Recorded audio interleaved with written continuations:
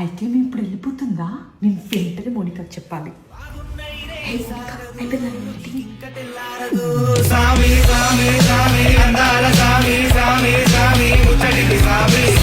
పిచ్చి మోనిక పక్కింటి కోడలు వాళ్ళ అత్తతో గొడవ పెట్టుకొని వెళ్ళిపోతుందంట. అంతకంటే ఇంపార్టెంట్ అని meeting. I got emergency call right now. I'll call you later. Okay? ఏ అక్క దాదా ఏమైందో చెప్పు.